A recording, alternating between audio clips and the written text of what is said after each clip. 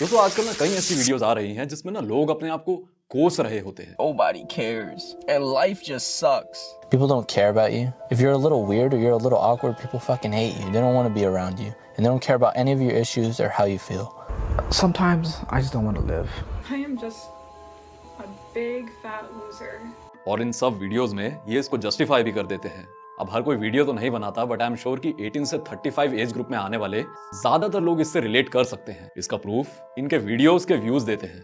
अब ये लोग ऐसा क्यों महसूस करते हैं? पर जेन ज़ी की प्रॉब्लम्स के बारे में आपने कई सारी वीडियोस देखी होंगी जिसमें डॉक्यूमेंट करके बता तो देते हैं कि जेन ज़ी और अल्फा की जिंदगी में क्या क्या एनवायरमेंटल प्रॉब्लम है और उन प्रॉब्लम से बाहर आना कितना मुश्किल है। पर उन वीडियोस से एज सच कुछ जवाब नहीं मिलते, क्योंकि इन प्रॉब्लम से बाहर आने के लिए जो दर्द सहना है ना, वो क्यों सहे। और आपने फ्रेडरिक नीचे की ये कोट भी सुनी होगी। अब इस वाय का थोड़ा बहुत आइडिया आजकल की जनरेशन के लोगों में है, पर आज के यूथ की फिलॉसफी इतनी ज्यादा खराब हो चुकी है कि वो अपने ही दुश्मन बन रहे हैं। वो इस वाय को ना इग्नोर करने लगे हैं। इस ही बिगड़ती हुई फिलॉसफी के बारे में ऑथर फ्योदोर दोस्तोयेव्स्की ने 160 साल पहले अपने इस बुक के कैरेक्टर की मदद से बताया था। ये लोग या फिर आज किसी भी यूथ को आप रोता या दुखी होते हुए देखो तो उसमें ना वो बस अपना दर्द बता रहे होते हैं, वो शर्मिंदा हो रहे होते हैं। पर इस बुक का कैरेक्टर अपनी डायरी में उसको जितना पता है अपने बारे में वो सब सच लिख रहा है। वो बिल्कुल बेशरम हो गया है। वो बुरा लगे इससे उसको फर्क नहीं पड़ता। और इन्हीं सच की वजह से आजकल के यंग लोगों की मेंटालिटी पता चलती है कि किस एक्चुअल फिलॉसफी पे वो जी रहे हैं। इन सिचुएशंस में जिसमें वो परेशान हैं, वो वहां पहुंचे कैसे। बुक के मेन कैरेक्टर का कोई नाम नहीं है, इसलिए उसको हम ना नैरेटर बोल सकते हैं। ये एक समय तक पुलिस ऑफिसर था, पर इसकी नौकरी के बीच में ही इसको खबर मिलती है कि इसके एक अंकल मर गए हैं और 5000 रूबल छोड़ के गए हैं। तो एकदम से नौकरी छोड़ देता है और एक अंडरग्राउंड बेसमेंट में अकेला ही रहने लगता है। अब वहां रहकर जो भी ये महसूस करता है वो अपनी डायरी में लिख रहा है, जैसे I am a sick man, I am a spiteful man. Narrator ऐसा इसलिए मानता है क्योंकि उसके पास ना बेसिक नीड्स को पूरा करने के लिए रिसोर्सेज हैं इन्हीं लोगों की तरह, पर इसकी जिंदगी में ना कुछ काम नहीं है, उसकी कोई ग्रोथ नहीं है इन्हीं लोगों की तरह, वो बस जिंदा है। अब इसके बाद वो बुक में ना एक किस्सा बता रहा होता है कि उसके पास से एक वेल बिल्ड पुलिस ऑफिसर गुजरता है और उसको थोड़ा सा धक्का मार के चला जाता है। अब उसको इस चीज का गुस्सा नहीं है कि उसने उसको धक्का मारा, बल्कि इस चीज का कि उस पुलिस ऑफिसर ने उसको नोटिस भी नहीं किया। और इसको लेके बुक में वो बहुत ज्यादा रैंट करता है, बदले लेने के प्लान्स भी बनाता है। एक बार वो अपने स्कूलमेट से मिलने जाता है, वहां उसके दोस्त थोड़ा लेट पहुंचते हैं, तो उस बात पे वो बहुत ज्यादा बुरा मान जाता है। फिर जब वो बैठे हुए होते हैं, बात कर रहे होते हैं, तो नैरेटर के पास ना कोई टॉपिक नहीं होता सेंटर ऑफ अटेंशन बनने के लिए, तो वहां वो बैठे बैठे ही किलसता रहता है।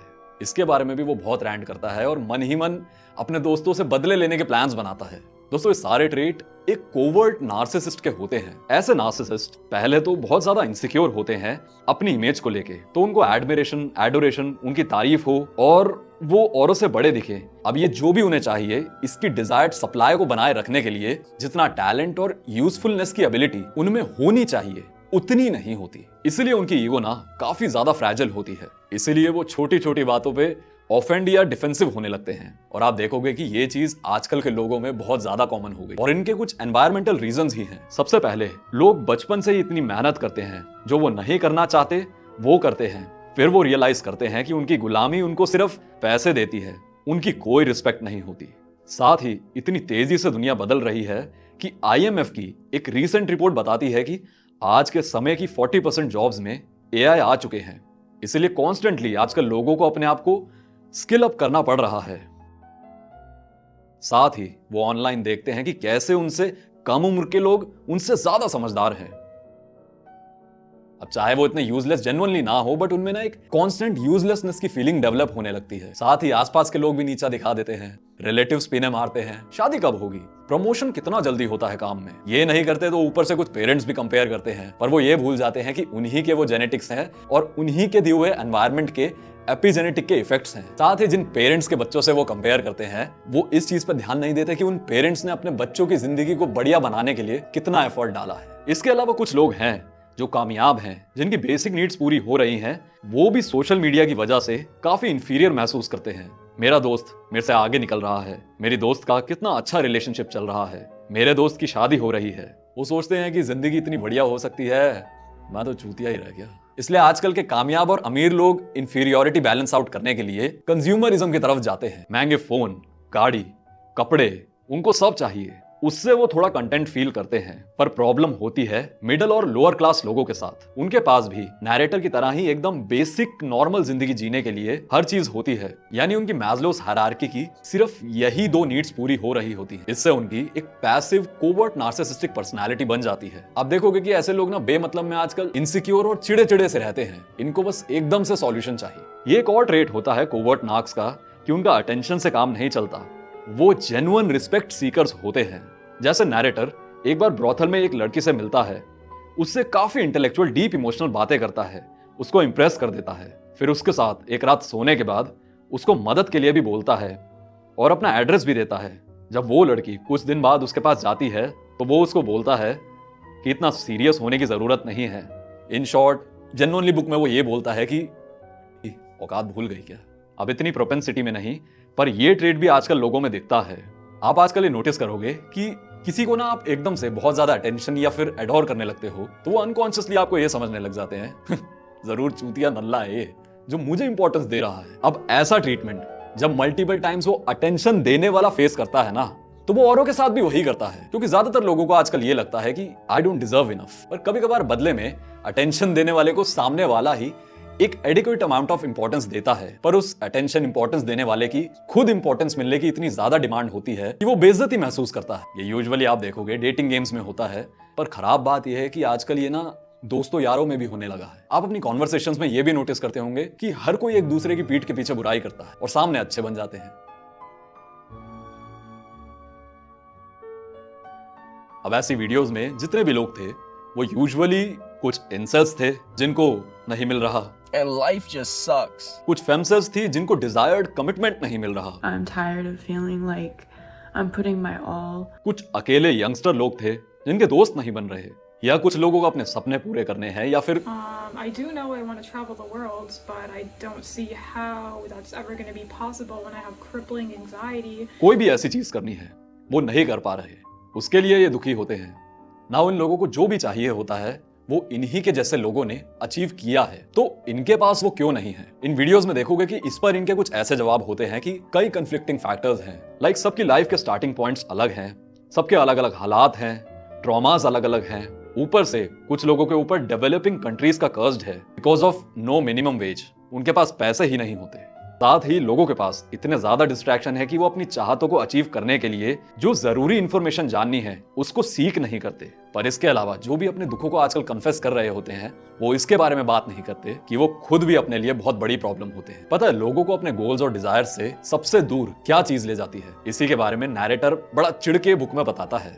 जो इंसान एक्शन लेता है वही सच्चा इंसान है। भले ही वो एक्शन लेने वाले इंसान से चिढ़ता है, पर वो वैसा होना चाहता है। आप देखोगे कि हमेशा कई लोग ये करते हैं कि वो बहुत बड़े बड़े गोल्स बना लेते हैं, उनके टारगेट्स होते हैं, पर जितने एफर्ट की जरूरत होती है वो उतना उसमें नहीं डालते और उससे एक सेल्फ सैबोटाज का लूप शुरू होता है। आप अपने ही बनाए हुए गोल्स पूरे नहीं करते और ऐसा कई बार होता है तो दिमाग में ना एक सोच बन जाती है, शायद मैं ये काम करने के काबिल ही नहीं हूं। और जितनी भी बार आप एक्शन नहीं लेते ये आइडिया उतना ही ज्यादा स्ट्रांग होने लगता है। इसके अलावा एक और सैबोटाज करने वाला काम करते हैं लोग। कभी कभार वो एक्शन लेते हैं पर वो एक्शन उनकी एकदम इंस्टेंट जो यूजलेसनेस की फीलिंग होती है ना उसको सेटिस्फाई करने के लिए होता है। जैसे लोग गोल्स बनाते हैं और फिर उसके बाद सारे सोशल मीडिया ऐप हटा देते हैं, भाई आज से ये काम करूंगा, पर उनके एक्शन ये दिखाते हैं कि वो एप्स हटाने की ही सेटिस्फैक्शन से इतने खुश होते हैं। उस टाइम को बचा के उस टाइम में उन्होंने कितने एक्शन लिए उसकी कोई अकाउंटेबिलिटी नहीं होती।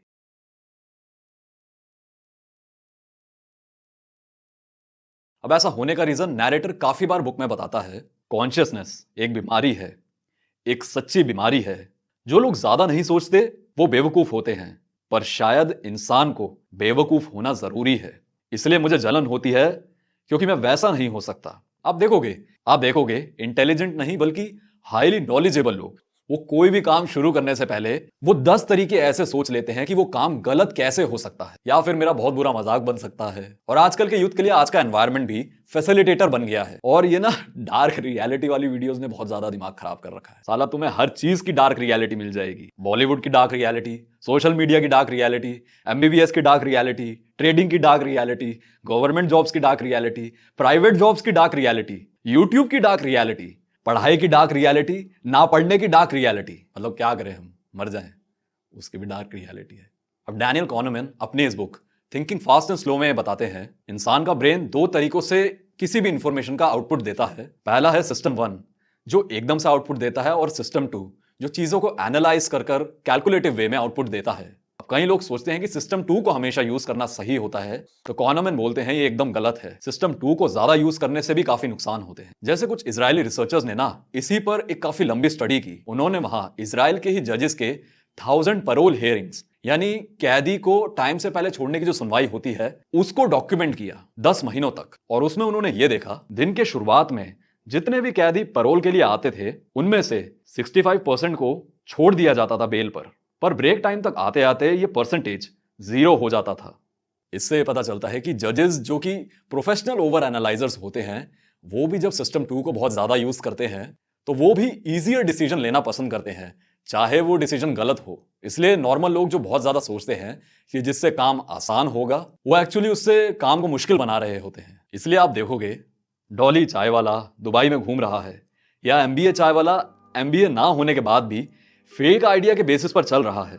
ये एक्चुअल में सब मजाक हैं, पर लोग नैरेटर की तरह ही ना इन मैन ऑफ एक्शन से एनवी करते हैं। मतलब यार रेडी लगा लेनी चाहिए फिर तो। जिंदगी हो तो ऐसी हो, जिंदा तो झांट। आजकल एक फ्रेज भी बहुत ज्यादा पॉपुलर हो गया है, ले तेरी डिग्री पर मूत दिया। समझने की बात यह है कि 1000 प्रॉब्लम्स है इनकी जिंदगी में भी, पर इनको नॉलेजेबल लोगों की तरह इतना फर्क नहीं पड़ता चीजें 10 तरीके से कैसे अच्छी हो सकती हैं, ये इस बारे में सोचते हैं। तो इनके काम या एबिलिटी नहीं बल्कि इनकी फिलॉसफी ने मेजरली आपकी डिग्री पर मूता है। इसके अलावा एक और बड़ी प्रॉब्लम होती है कि जब हम सिस्टम 2 को बहुत ज्यादा यूज करते हैं उतना ही ज्यादा हम एंड गोल से अटैच होने लगते हैं। लड़के बहुत सोचते हैं लड़कियों से बात शुरू करने से पहले, और जस्ट बिकॉज वो इतना सोचते हैं, वो इतना एफर्ट डाल चुके होते हैं सोचने में, तो उतना ही ज्यादा उन्हें वो उस लड़की से डिजायर्ड चीज चाहिए होती है। यही सिचुएशन कुछ फीमेल्स के साथ भी होती है जिनको फेमसेल्स बोलते हैं। मन पसंदीदा आदमी को शरीर दे दिया, उसकी नौकरी कर ली, उसने चीट किया, फिर उसको माफ कर दिया, फिर भी डिजायर्ड कमिटमेंट नहीं मिलता।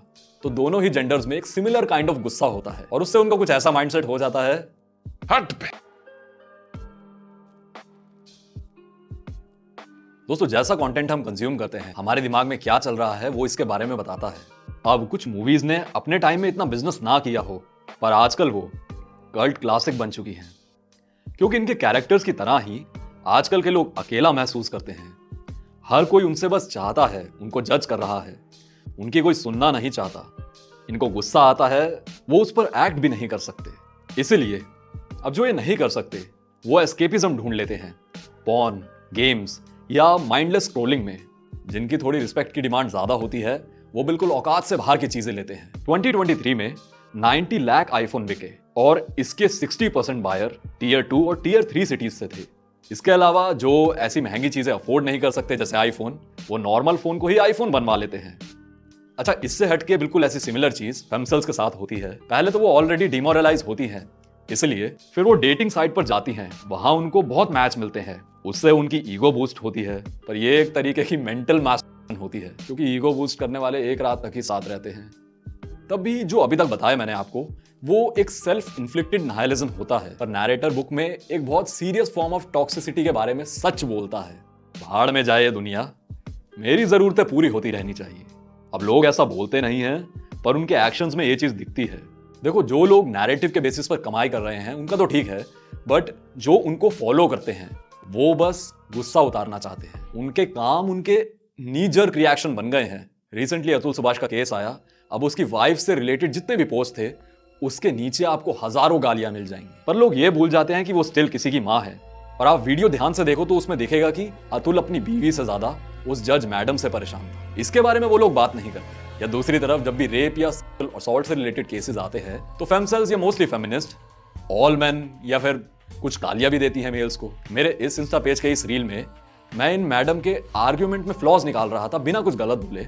पर इस वीडियो के कमेंट सेक्शन में आप जाके देखना, लड़के लड़की दोनों लड़ रहे हैं, कोई बात को समझना नहीं चाह रहा। अब लड़कियां कम टॉक्सिक थी, अब उसका रीजन ये था कि लड़कियों को उतना ही गुस्सा आता है बट उनके पास ना हमेशा कोई क्या होता है उनकी बात सुनने के लिए, तो इतना ज्यादा वो टॉक्सिक नहीं होती। पर दूसरी तरफ मेल्स, उन्हीं की आइडियोलॉजी को कंफर्म करने वाली बात मैं कर रहा था, पर तब भी वहां वो गालियां लिख रहे हैं। और इन लोगों की आईडीज को जाके देखोगे ना आप, तो इनकी आईडी में आपको ये लिखा दिखाई देगा, सनातनी लिखते हैं। अभी रिसेंटली एक फीमेल कॉमेडियन ने एक जोक बनाया अपनी मॉम को इन्वॉल्व करते हुए, उनकी इंस्टा आईडी के फर्स्ट पोस्ट पे जाके देखो, आपको खूब गालियां मिल जाएंगी और ऐसे लोग आपको फिर दोबारा वही सनातनी मिलेंगे। अब मैं रिलीजन के अगेंस्ट नहीं बोल रहा, मैं ये कह रहा हूं कि ये हिंदू होकर भी ऐसा कर रहे हैं, तो इससे पता चलता है इनके किसी भी काम में सोशल जस्टिस रीजन नहीं होता, इनको बस गुस्सा निकालना होता है। उसी का उग्र रूप हैबिटेट सेंटर को तोड़ने वालों ने दिखाया। अब नायलिज्म यही खत्म नहीं होता, कुछ लोगों को रिस्पेक्ट की नीड काफी ज्यादा होती है और वो इन तरीकों को ना छोटा समझते हैं, तो वो स्पिरिचुअलिस्ट बन जाते हैं। आप चाहते हो कि मैं स्पिरिचुअल नायलिज्म और AIT बाबा पे वीडियो बनाऊं, तो आप कमेंट करके जरूर बताओ। पर स्टिल नैरेटर की तरह ही इन लोगों के पास अपने नॉन यूटिलिटेरियन एक्ट्स को जस्टिफाई करने के लिए रीजन होते हैं। पहले नरेटर बोलता है कि दुनिया हमें यह बताती है कि यूजलेसनेस और नायलिज्म के अगेंस्ट होना चाहिए और दुनिया में रैशनली और मॉरली जीना चाहिए, इसी में एक पॉजिटिव यूटिलिटी है। पर आप हमारी हिस्ट्री में कई ऐसे अच्छे लोगों को आते हुए देखते रहे हो, sages and lovers of humanity, जिन्होंने दिखाया है कि जिंदगी को रैशनली और मॉरली अच्छा बनाया जा सकता है। पर आखिर में वही लोग अपना असली रूप दिखा के हमें डरा देते हैं। यह बात वैसे है तो सही, क्योंकि नेपोलियन जब पावर में आया तो उसने फ्यूडलिज्म खत्म किया, प्रॉपर्टी ओनरशिप दी लोगों को, एजुकेशन कंपलसरी कर दी और इंफ्रास्ट्रक्चर पर बहुत काम किया। पर बाद में खुद ही डिक्टेटर बन गया और अपनी ईगो बैटल्स की वजह से कितने रिसोर्सेज खराब किए। पर स्टिल नैरेटर ये नहीं देखता कि दुनिया की ट्रेजेक्ट्री कहां जा रही है। वॉर्स आती रही हैं, लाखों लोग मरते रहे हैं, पर स्टिल आज लाइफ एक्सपेक्टेंसी सबसे ज्यादा है, गरीबी हिस्ट्री के कंपैरिजन में सबसे कम है, भूखे लोग सबसे कम हैं। अब बिल्कुल नैरेटर की तरह मेल्स मेजरली इंसेल, उनका जो फीमेल्स को लेकर गुस्सा है उसकी जस्टिफिकेशन के लिए उनका एक बेडरॉक आर्गुमेंट है हाइपरगमी। लड़कियां हमेशा बेटर ही चाहती हैं, पर वो ये भूल जाते हैं कि अगर लड़कियां बेटर नहीं चाहेंगी तो दुनिया में चूतियों की तादाद कितनी ज्यादा हो जाएगी। वहीं दूसरी तरफ फीमेल्स, मेजरली फेम सेल्स को जो गुस्सा है मेल्स को लेकर, वो इसलिए है क्योंकि वो बोलती हैं कि मेल्स काफी चूजी होते हैं, धोखेबाज होते हैं और भी ऐसी कई चीजें। पर वो ये नहीं समझती कि हाइपरगमी चाहे उनको फेवर करती है, पर उसके कॉन्स भी हैं। जितना ज्यादा आप ऊपर टारगेट करोगी without offering something equally in return, उतनी ही प्रोपोर्शनैलिटी में आपकी सफरिंग भी होगी। Hate the game but not the players and specifically those who haven't even played. अब ऐसा होने के भी रीजंस होते हैं। नैरेटर बोलता है, चलो मान भी ले दुनिया इतनी अच्छी हो जाए कि इंसानों को सिर्फ सोना हो, खाना हो और बच्चे पैदा करने हो, कोई टेंशन ना हो, फिर भी इंसान कुछ उल्टा काम जरूर करेगा। उससे उसकी अच्छी चलती हुई जिंदगी खतरे में आ जाए, उसके केक्स खतरे में आ जाए, पर तब भी वो करेगा क्योंकि वो इंसान है और वो ये प्रूव करना चाहता है कि वो कोई पियानो की नहीं है और ह्यूमन बिहेवियर को मैथमेटिकली और साइंटिफिकली कैलकुलेट कर लिया जाए और एक ऐसी दुनिया बनाई जाए जहां इंसान अगर कुछ गलत करने का पहले सोचे भी तो उसको उससे पहले ही पकड़ लिया जाए। अपने ऊपर खतरा लेके इंसान ये जबरदस्ती प्रूव करेगा कि वो कोई पियानो की नहीं है। इंसान को अपनी आजादी बहुत जरूरी है।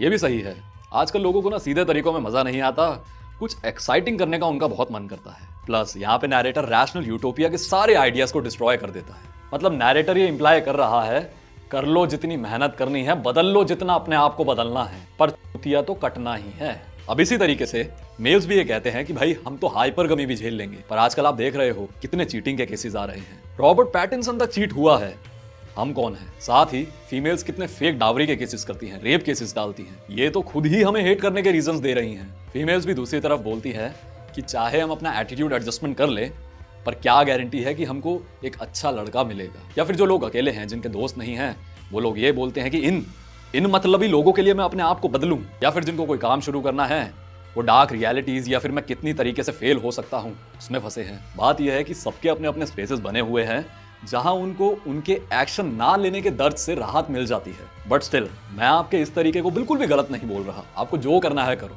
आप जेन्युइनली अपने आप से पूछो, क्या मैं कुछ मिस कर रहा हूं? अगर हाँ, तो तरीके ढूंढो उसको सही करने के लिए। और पता है, मेजरली ऐसे दुखी, अकेले और जो कन्फेस करना चाहते हैं अपनी प्रॉब्लम्स को, ऐसे मेल्स टाइलर डर्डन को बहुत ज्यादा पसंद करते हैं, पर उसके एक बहुत जरूरी मैसेज पर वो कभी ध्यान नहीं देते। If you're not on your way to becoming a veterinarian in 6 weeks, you will be dead.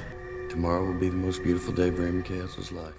फिर बाद में आपके सामने हजारों प्रॉब्लम्स आएगी, आपका कोई साथ नहीं देगा और जो आप काम चाहते हो वो भी ना हो, पर एटलीस्ट इस बात का आपको दुख नहीं होगा कि आपने भी अपना साथ नहीं दिया और बाहर में जाए दुनिया। यही हो सकता है हम सबके लिए एक सेल्फिश वाई। इसलिए ना मैं भी काफी टाइम से एक एक्शन लेने से बच रहा था, क्योंकि मुझे लगता था कि मैं रेगुलर नहीं हो पाऊंगा, बट अब मैं ले रहा हूं और मैं कोशिश करूंगा पूरे तरीके से होने की। दोस्तों, मैंने अपना नया चैनल बनाया है, इसका नाम किससे है। मैं हमेशा से ही काफी इंटरेस्टेड रहा हूं फिल्म, स्टोरीज और नॉवेल्स में, इसलिए ये मैंने अलग चैनल बनाया है जिस पर मैं फिल्म, स्टोरीज, नॉवेल्स के एनालिसिस और ब्रेकडाउन वीडियोस डालूंगा। जैसे अभी रिसेंटली मैंने ये जोकर पे वीडियो बनाई थी, इसमें जो मैंने बताया है वो शायद ओपिनियन आपको कहीं सुनने को ना मिले। सो इस वीडियो को जरूर जाके देखो और चैनल पसंद आए तो सब्सक्राइब जरूर करो। उधर मैं रेगुलर रहूंगा क्योंकि वो वीडियोस बनाना मेरे लिए काफी ईजी है, तो इस चैनल को जाके जरूर सब्सक्राइब करो।